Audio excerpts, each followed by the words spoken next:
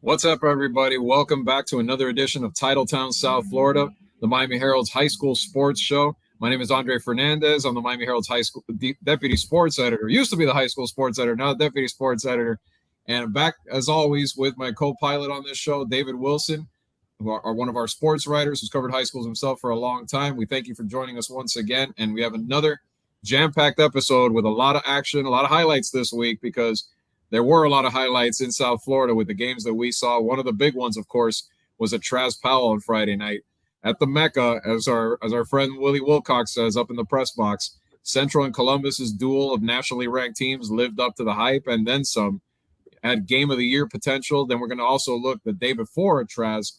Homestead took on Northwestern. If you thought the Broncos were out of it, guess again, because kind of just same way as the Bulls, they got their quarterback back, and they are right back in the thick of things. And then also, we go down to Tropical Park where Norland and Palmetto had a nice duel down there. David was down there, saw Norland pretty much establish dominance behind their offense, a big win for them. They're not only looking like they're going to be a playoff team, probably even host a playoff game. And then we're also going to have the treat that we have for you this week is we're going to continue our series looking at the playoff picture. Last week, we took a look at 4M and 3M. This week, we're going to go down and look at 2M, the great 2M that has all the contenders and the gauntlet someone's going to have to survive. And then, of course, 1M, where Chaminade is the favorite. But a team like Archbishop Carroll is making some noise. They had a big win on Friday. They secured their first district championship in 14 years. Coach George Zagalis down there is back with the Bulldogs. So we'll take a look at all of that. But, David, like we talked about, that game Friday, I know it blew all of us away at how crazy it got. First off, the way Central came out and then the way Columbus responded. What'd you think of that? Yeah, like you said, game of the year, at least so far. Obviously, we'll have some good matchups coming in the next few weeks here once the playoffs get started. But Central up 28 at halftime. We all thought maybe we were headed for a running clock, but Columbus gets the ball out at halftime, scores 21 unanswered in the third. We were both out there. You were covering it just because I felt like it was a game at AC Championship. And my big takeaway was the quarterback play was spectacular on both sides. Kwan Jenkins has been one of the best quarterbacks in Dade County for the last few years. Obviously, he's quarterback central to their last couple state championships. But Alberto Mendoza, who actually took over for his older brother, Fernando Mendoza, as Columbus's quarterback, was also spectacular. The quality of quarterbacks in Dade County, you touched on Josh Townsend at Homestead. Obviously, Tiger Dickens, who was our player of the year last year at Northwestern. The quality of quarterback play in Dade County right now is really good, and it's a big part of why I think our teams, which are always really good, feel maybe even better than they have been in some past years. I see multiple quarterbacks on all day in our future. I mean, it's gonna be hard to decide on some of these spots because there's so many of them. And we're gonna look at those four you mentioned. We're gonna look at Enyo Yapor, another one at Norland who had a great game the other night once again. But let's start with those Rockets. We're ranked number 3 in the nation. And for a reason, they're ranked the top team down here, top team in the state overall. Like David mentioned, they built a 35-7 halftime lead, basically doing whatever they wanted on offense against a very good Columbus defense. Here's a clip of one of the stars of this game was Lamar Seymour, Pitt commit. Here's his first touchdown catch.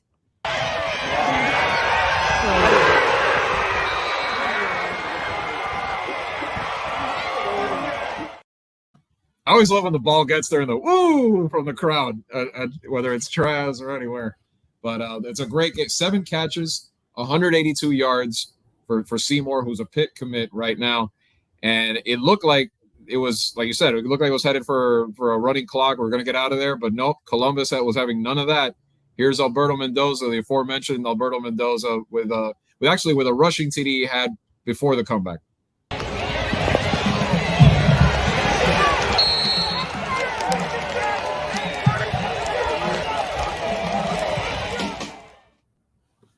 And so then at 35-7, all I know is Dave Dunn must have given a heck of a halftime speech, or somebody did, because the Explorers came out firing, and here's one that Mendoza fired himself over to Dariel Harper for a touchdown.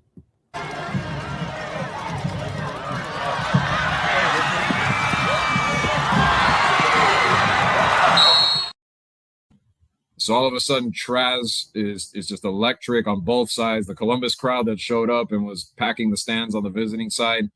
But Central punches back after Columbus had that 21-0 third quarter. LaWayne McCoy had 2 touchdown catches on the day, one from Keon Jenkins.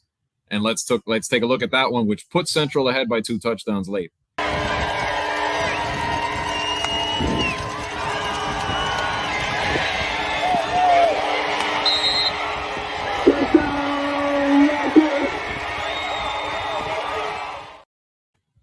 But once again, here comes Columbus. Take a look.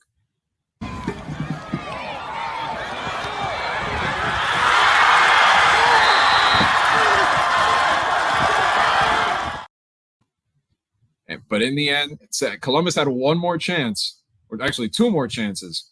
But in the end, this is the part right here where we've talked about at length this year so far in all these episodes, and we're going to continue to talk about why Central. One of the things that separates Central the most is the kind of elite playmakers that they have on defense. Here's Ruben Bain. Wasn't even a sack. He had 3 on the night. This one wasn't even a sack, but it was the key turning point of the game.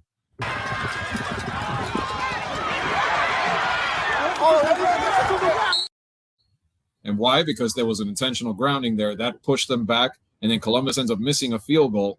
They end up having the punt, have to go burn all their timeouts, have to drive back again. And this time, Stanquan Clark, another elite talent on that defense, who had 2 fumble recoveries in this game. Here's the 2 forced fumbles, and here's the second one.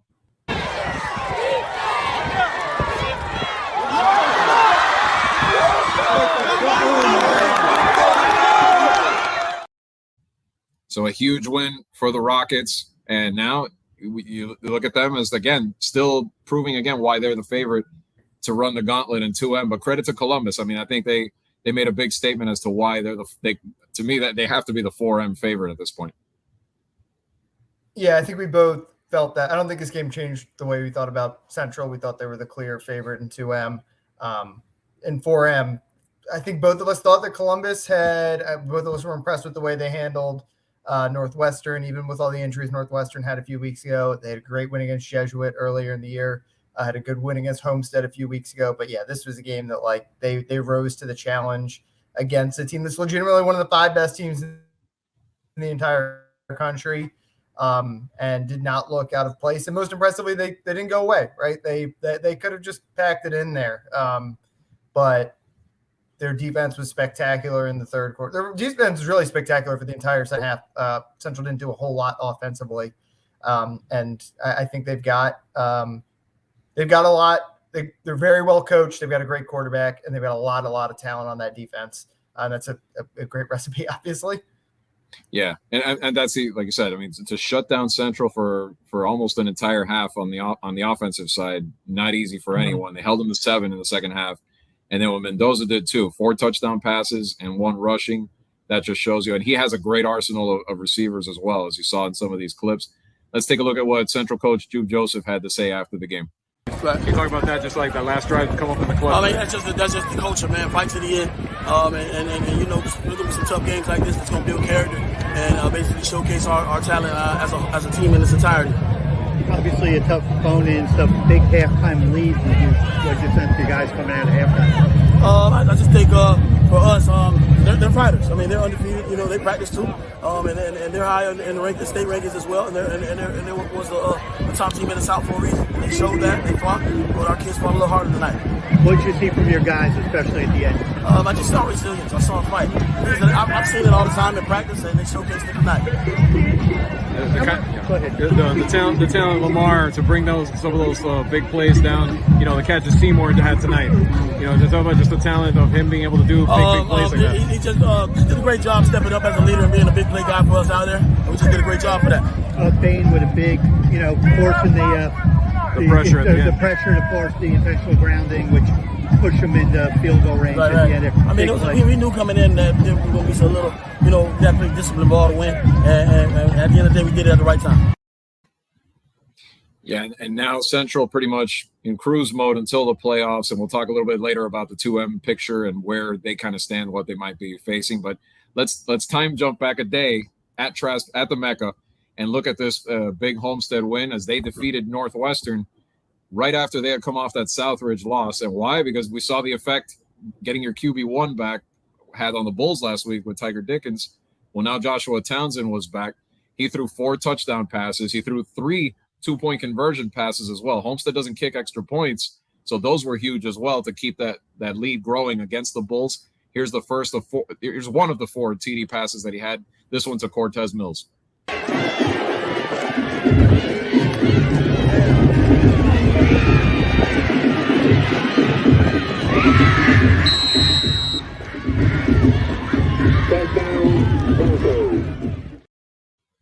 But when you look at why the Broncos built this lead and jumped all over Northwestern, they were up 28-0 midway through the second quarter. It's because this kept happening every other play in the first half to Northwestern.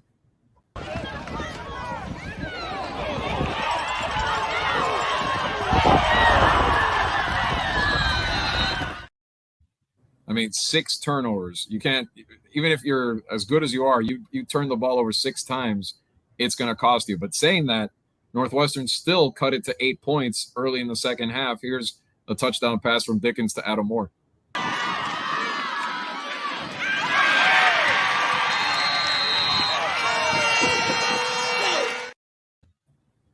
And then that set up a situation where Homestead needed a response. They're seeing their lead dwindle away, 20 unanswered by Northwestern.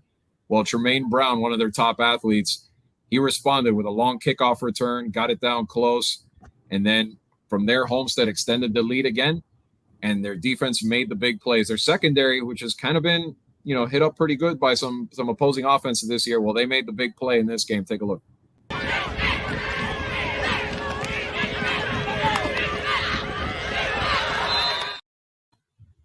And that was it. At 44-28, the Broncos, who, David, even though they didn't win the district by points, they will still be, as of right now, they'd still be the top seed in that region. Pretty funny how them and Booker T both had those deflating district title costing losses, and yet they still could be, one case, the top seed, and the other case still could be the 2 seed.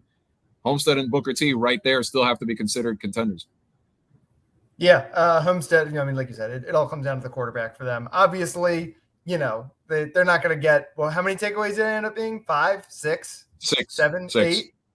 Between Miami, between Northwestern, the Dolphins game last night, you saw a lot of turnovers this weekend, Andre. But yeah, obviously that's not going to happen every game. But again, Homestead is, I think we said it last week. We're looking forward to see a potential matchup with Southridge because when that team is healthy, they're really, really good. They've had a lot of impressive wins this year. Again, 3M is tough because you're stuck with St. Thomas Aquinas, but that team is really good and still really young. Josh Townsend will be back next year. Isaac Brown will be back next year. They're going to be really good probably once again next year. Cortez Mills, only a sophomore.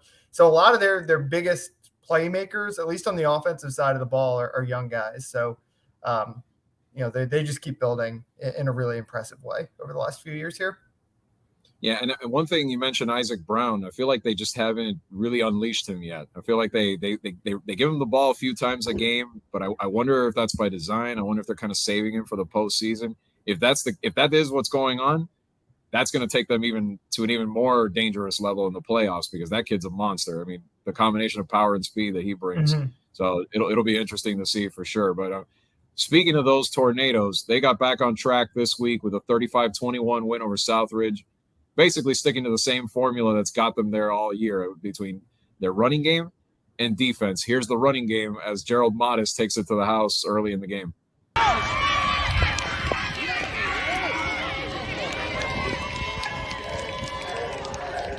Touchdown, Tornado. Touchdown run is by Gerald Modest.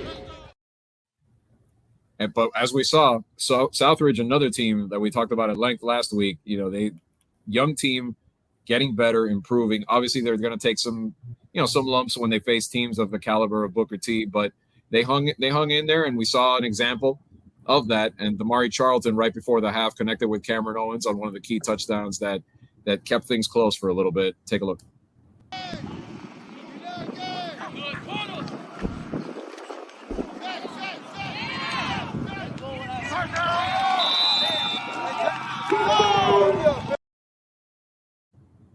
But in the end, just too much defense, as we talked about, for the Tornadoes. So Southridge got close right before the half. Looked like they were going to cut that deficit even more. But a big play by Ben Hanks Jr. Take a look. The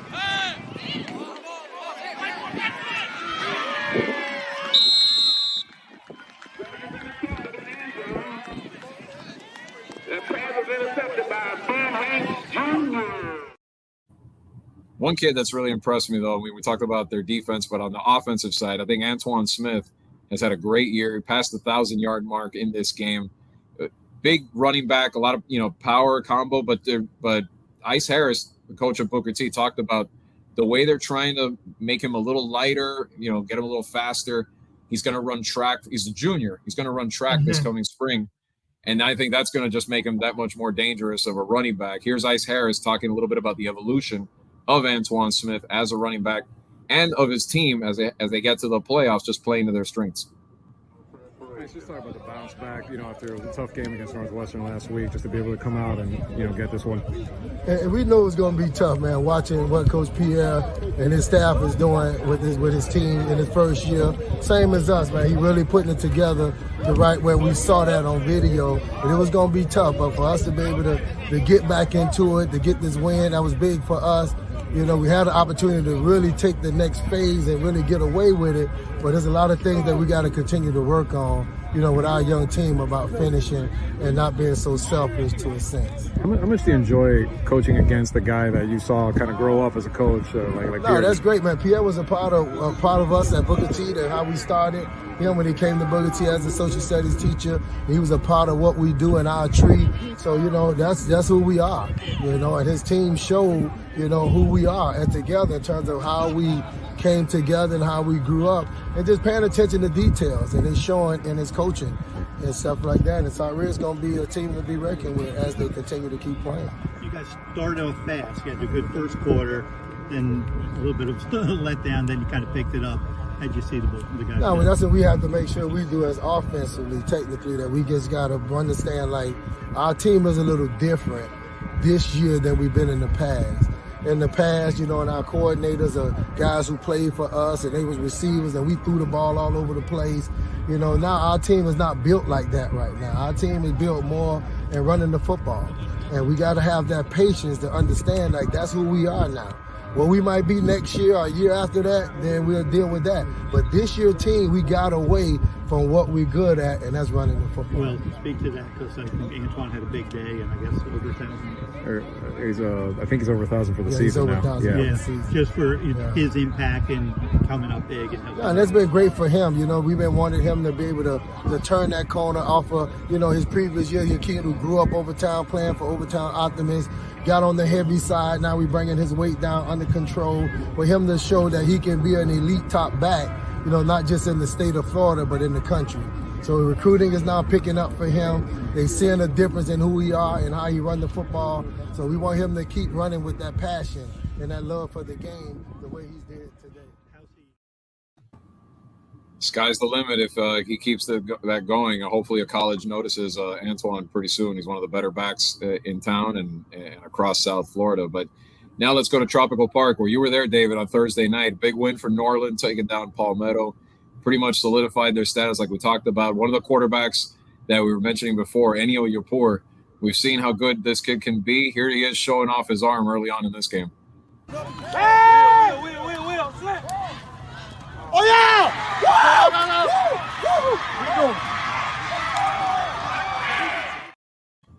But Palmetto was not done. The Panthers hung in there for a little bit. Ja'Cory Barney made one of the best plays I've seen all year. I mean, that like they say on Good Morning Football, the toe drag swag. He dropped it there in the corner. And check this out.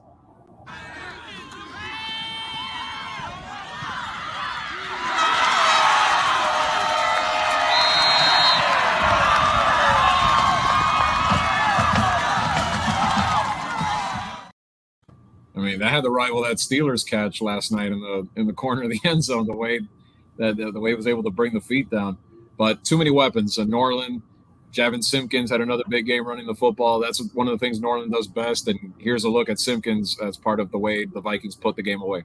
He's running. He's running.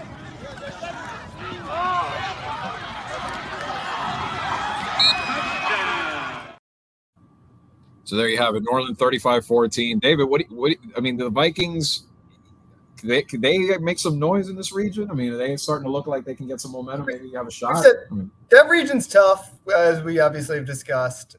They've lost to a lot of the other teams in there, so it's hard to view them as a major threat just because they've lost their head-to-head matchups with teams in that district. But talking to Daryl Heidelberg after the game, longtime coach there who won a state championship there back when Duke Johnson was running for the Vikings. The big thing we wound up kind of talking a lot about was Enio Yapor, who obviously led Champagnat to a state championship appearance last year as a freshman. Champagnat shuts down. He ends up going to Norland. And he said just the confidence that the team has now. Not that Norland has been bad in the last few years, but they haven't been, we've seen the highs that Norland can reach. And Enio Yapor has changed the way that, they know that in any game they have, if not the best quarterback on the field, a quarterback who can win them a game.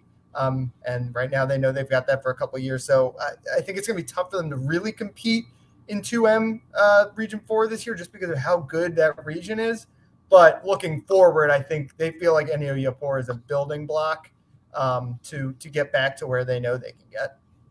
Yeah, I think on the defensive side, especially if they can beef that up maybe in the next year or two to kind of get to that level where they can hang with, with the Northwestern and Central, those teams, and they could run into one of them again. I mean, they already ran into Central and Central ran into them, but Northwestern could be an intriguing one if they end up matching up in the postseason. So without further ado, let's jump right into this 2M, 1M picture. Let's start first with 1M though, where there was a good win last week. We mentioned it before about for Archbishop Carroll, a program that really had fallen off to the point where pretty much didn't even exist, I think, for a little while or didn't seem like it.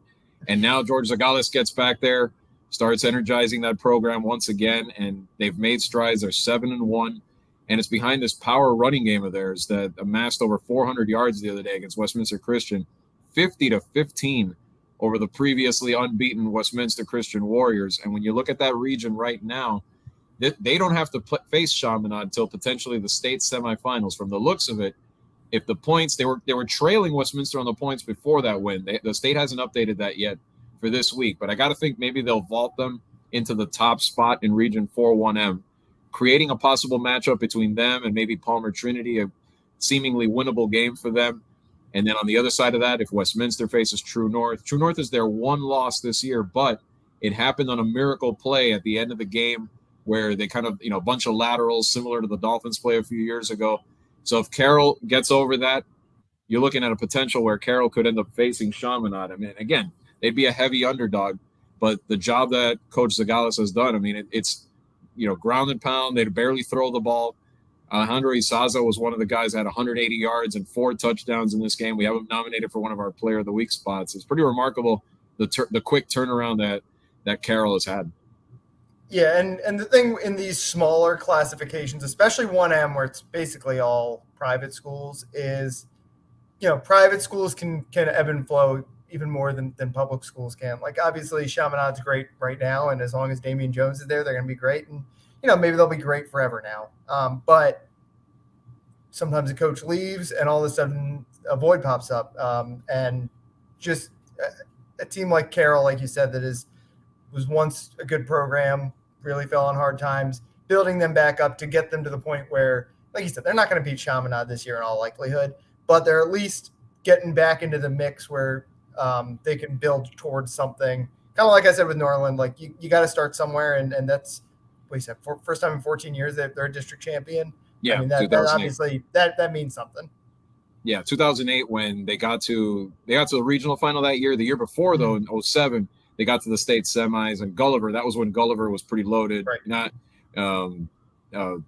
Dorian Mallory, I think those guys were there at the time, and they ended up going to state at Carroll's expense. And then kind of the program kind of fell off after Zagales wasn't there anymore. But now they're back, and with the same guy leading the way. So we'll see how Carroll does in the playoffs. We'll see how far they can make it. And then now going up one region to where Chaminade is at, I mean, they've been destroying everybody in their district. Destroying doesn't even put it lightly, the way they've been. Even Avant-Garde, who has some talented players, they took them down 63-0 this past week. It looks like the only challenger in that region where it's shaping up. It could be a rematch in the first round with Avant-Garde, But in the second round, in the regional finals, we know 1M is a little smaller. You only have to win 4 games to win the title in that one. It could be them against undefeated Cardinal Newman, which is coached by Jack Daniels, the longtime coach at Palm Beach Gardens Dwyer for a long time. All those great teams he had up there. He's turned Newman around. But again, Chaminade will be the favorite, but this could be an intriguing one. Yeah, Newman is, again, we don't cover Palm Beach County really on this show, but by all accounts, they're the team to beat right now in Palm Beach County. One of the best coaches in the state there. I'd be fascinated to see that matchup eventually. I guess we're going to get it. Benjamin is also pretty good up in that region. A lot of talent there, although I don't think they've had the win-loss record necessarily to stack up with it.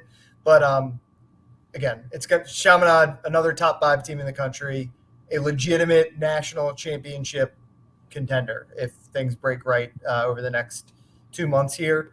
But I'm fascinated to see what kind of a matchup Newman can give them, because that's a team with a lot of talent and a great coach there too. Yeah, and you mentioned before Benjamin, they had a close one the other day with Gulliver, went down to the wire. I think Gulliver pulled it out at the end, 21-14. So that's a solid squad too. Yeah. They would match up with Newman in that first round, which would be a solid matchup. But yeah, barring an upset, I'm excited to see if we can get that Newman Chaminade game in the second round. Mostly just because I'm excited to see what this Newman team looks like. They've obviously had they've had some pretty good teams over the last few years, but this is the best they've been in a long time. Yeah, and I think Newman, if I remember correctly, Newman is going to face Gulliver. Not this week, last next week of the season. Yep. Yeah, so that'll give us a glimpse. I mean, I don't know if depends on obviously if everybody plays. It's the last week of the season. You know how it is. It might be all wrapped up, but you get a little bit of a look at them as well. But yeah, let's jump now. Obviously, let's go. This is the one that we wanted to dive in and just chew up here with all the great teams in it. But let's start at the top. An hour on 2M. Yeah, and again, that's the part where I've been vocal about how this should not be clustered the way it is, but it is what it is, and we'll deal with it for the next 2 years at least. But let's look at that Region 3 2M, and that's where American Heritage and Gibbons are the kings of this side of the bracket. We saw that game between them that Heritage basically won because they had more offense. Gibbons' defense was doing everything that day, 21-2 win on a Saturday out there. But it looks like, from the looks of it now, they'll be the top 2 teams in that region hosting playoff games, likely against the combo of either Pinecrest or St. Andrews.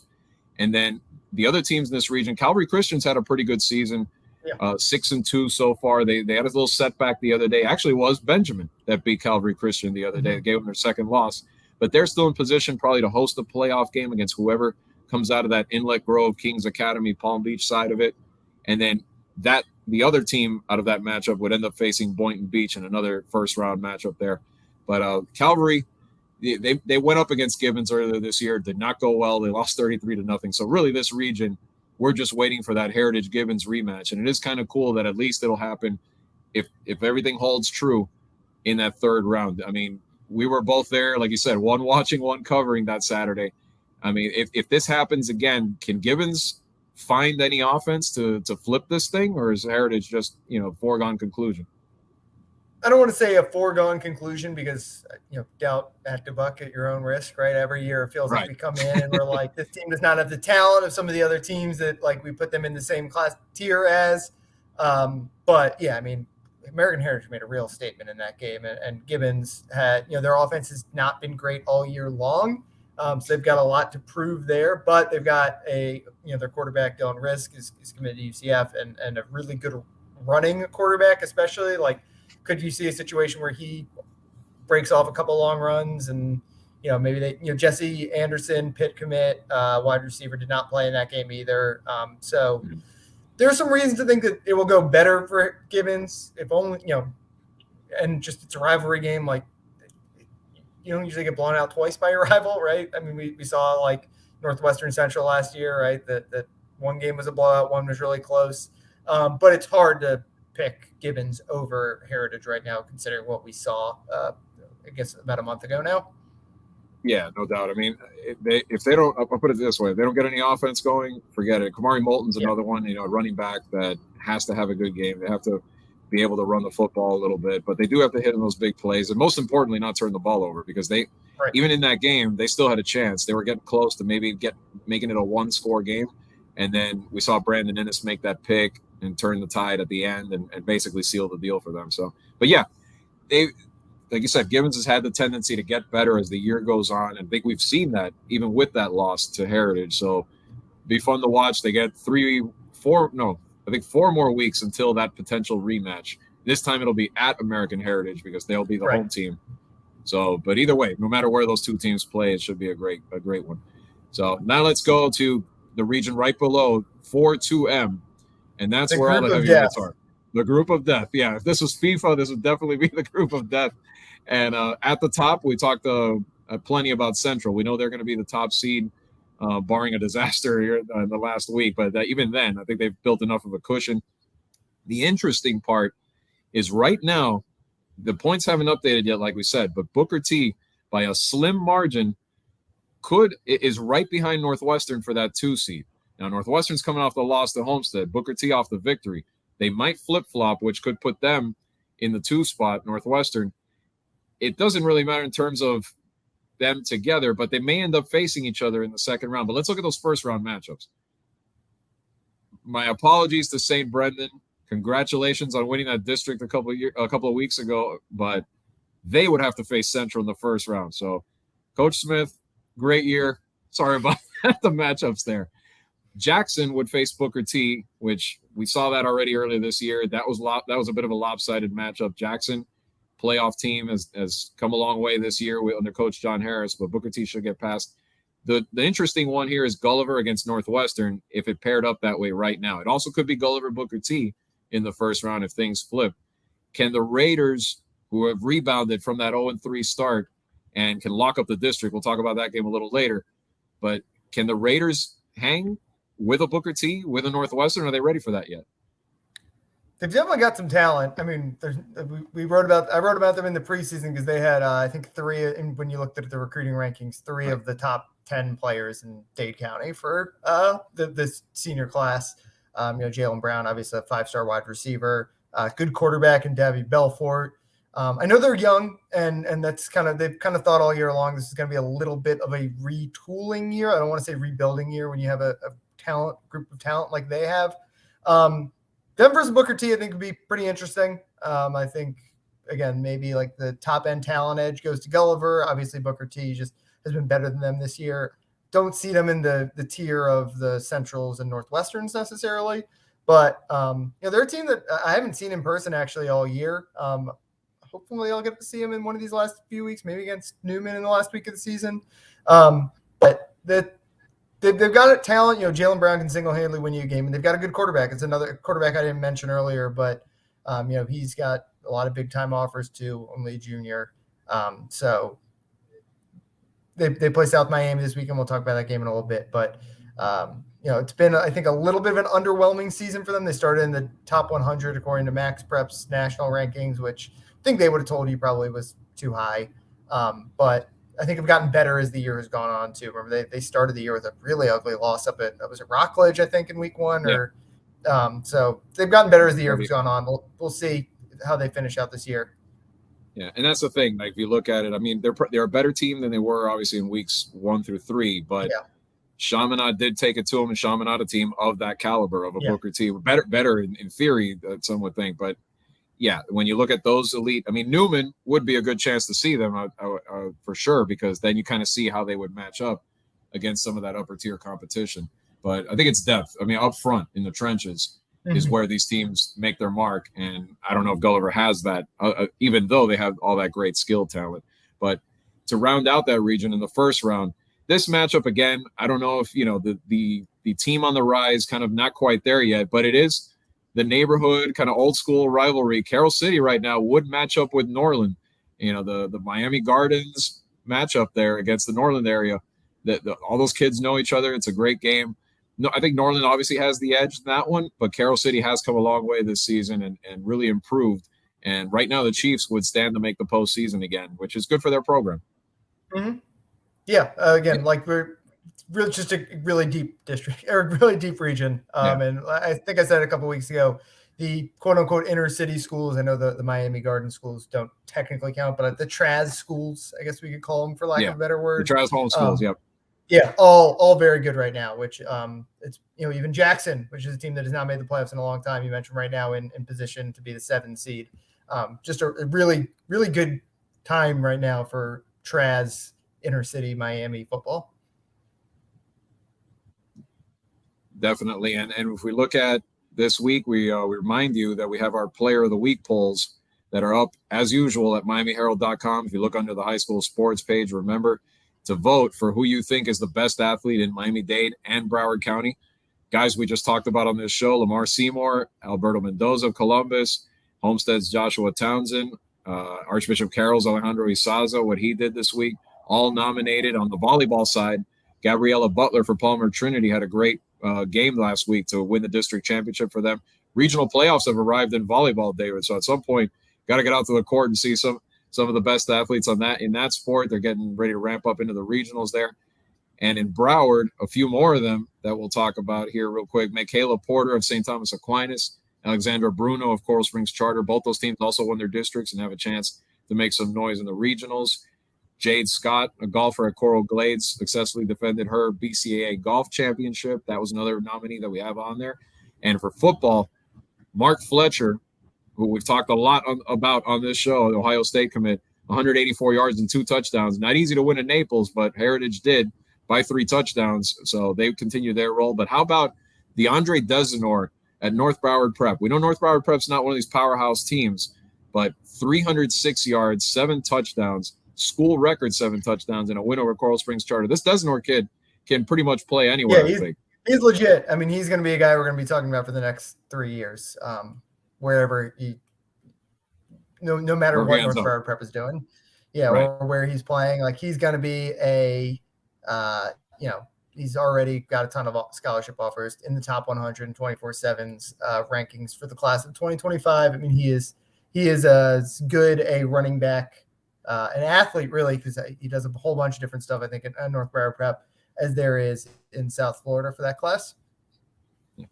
Well, now we go to our picks of the week, and just a disclaimer here, you're not going to hear a lot of the powerhouse names, if any at all, in this one, because most of them are facing teams that really, honestly, we think they're going to beat pretty handily this week. Wrapping up district so we're going to play, go a lot of people, so yeah. So we picked a few meaningful games in terms of some that could decide districts and teams we don't normally talk about.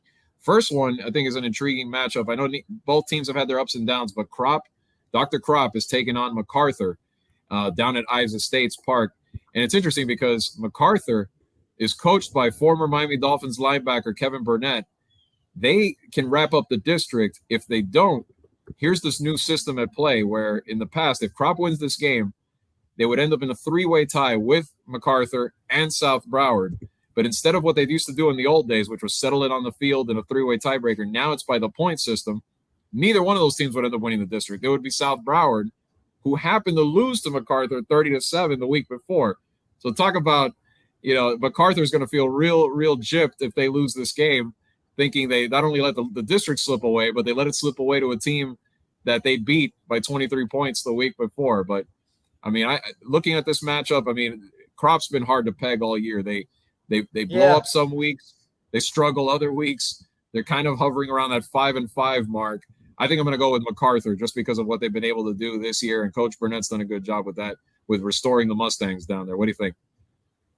I'll go with Kropp. They made the playoffs last year. Another, like you said, they beat Miami High in the first week of the season. They beat Avant-Garde Academy early in the year, and then they get destroyed by Pace. They're looking at their schedule. Southridge too. Close loss to Jackson. Like they're a really hard team to peg, but they're well coached. Made the playoffs last year. I'll trust that pedigree. Yeah. They've done an outstanding job as well. And let's go to it. Now we shift to Broward County, where this one, and we're recording a little bit. This is going to come out after it happens, but we're going to just assume that Plantation took care of business and won the Mayor's Cup, beat South Plantation. That sets up 2-0 versus 2-0 for the district title. Them and Piper, a team that's kind of also under the radar, but has had a pretty good running game this season, and that's led them to a few good victories. So them and the Bengals in Sunrise on Friday night. I got to go with the Colonels, because I think Steve Davis does a tremendous job. He's always got those teams. He doesn't have all the talent in the world like some of these other schools, but he has a few talented kids. I saw them against Dillard. It was a lopsided loss, but they had moments where you could see a few of those skill guys. I think they roll in this one. They take the district. What do you think? Yeah, they're perennially one of the best public school programs in Broward County. I mean, it's obviously Dillard is a step above everyone else right now, but them and Miramar are kind of like the next two, and they're right in that mix every year. I'll go with Plantation. Yeah, and now let's go back to Dade County. Here's the matchup we talked about before, or a couple teams we mentioned briefly before, but this is a bit of also a neighborhood rivalry. We have Miami Edison taking on Miami Jackson. It hasn't been a good year for Edison, as we know, a lot of underwhelming for what they hope to accomplish this year, but they could still spoil it for Jackson. Jackson is right on that tier where if they don't solidify it, they're in danger of slipping out of the playoffs with a couple of losses here at the end. Edison is sort of on the outside looking in right now because of the losses they've had. But if they finish strong, they get 2 wins, you never know. Maybe they get enough points to sneak in as possibly a 7th or 8th seed. So a little bit on the line in this one. And I think this one can go down to the wire. I like what Jackson's done this year. I think they're the favorite. What do you think? Yeah, I think both teams should basically be treating this as a playoff game. I know this time of year you got to do some math. I know most coaches don't like to. I don't like to. So if I'm coach of both these teams, I'm selling it as you win and you're in. I know Edison has probably some more work to do than just that. But yeah, I think this is, to me, these are two teams that are both have a lot of talent. Both, if they get into the playoffs, it's going to be tough because they're going to probably have to play Northwestern, like you said, or Booker T or someone like that. So, but I think you view this as a playoff game. I'll go with Jackson, though. I think they've been just a little bit more consistent than Edison. And I love the Lumen twins in the defensive end. Those guys are legit great edge rushers for Jackson, which is a team that is we talked a little bit about a couple of times throughout this year. They were really, really down for a long time, and now look like they're climbing back in the right direction. Yeah, I went with the Generals in my column this week too, for some of the reasons you said right now. And I think they've been probably the more consistent team. The only times that they've lost is when they've been overmatched, say against the Northwestern or someone like that. But against other teams, the Crop game was an adventure. I think they only won 8-6. But other than that, they've taken care of business. Edison's kind of been more up and down. They've been in some of the games with some of the better teams. It wouldn't shock me if they pulled it off because they do have the talent to make it happen. But I'm going to go with Jackson in this one, like you said. Ray Joseph can single-handedly win you a game. So yeah, you never know. He maybe returns a kick and suddenly gets a couple turnovers. Who knows? But and the final game, which again, I don't see it as much of a in terms of a close game, but just to give a nod to Gulliver and the turnaround that they've had. They face South Miami. They have a chance to lock up their district this weekend. South Miami at first, I saw them against Homestead. There's some talent on that team. Coach Artis Knight has done a good job with that squad to kind of build them back up to where they had fallen to in the past. But I think Gulliver just has too much skill, like you were talking about before. And South Miami's had a couple of tough losses in recent weeks. One to Killian that surprised me a little bit.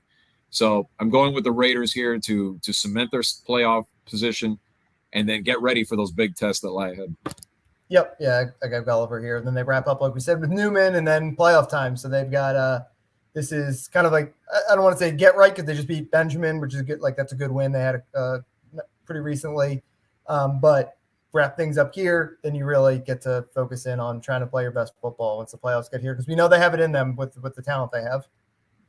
Yeah, absolutely. I mean, the one of the players that you really have to take your hat off to. I mean, 18 sacks this season so far for Lamont Green Jr. He's had an incredible year for them. I know you mentioned Jalen Brown and others that they have, but Lamont has had a phenomenal season. Boots, as they call him, he's a beast. His dad was a beast back in the day too for FSU. So we'll see what he can do in the playoffs. And that wraps it up for this week. Another jam-packed edition like we talked about in Week 10. We'll be back for Week 11 next week. I'm sure you'll see Gulliver in there when we talk about that matchup against Newman and plenty of others. You can catch us at MiamiHerald.com on the high school page. Also check us out on YouTube. Remember to vote on the polls as we do every week. And until then, we appreciate your support of this show. Please continue to watch, and we wish you guys the best. Enjoy the final couple of weeks of this regular season of football, everybody. Take care.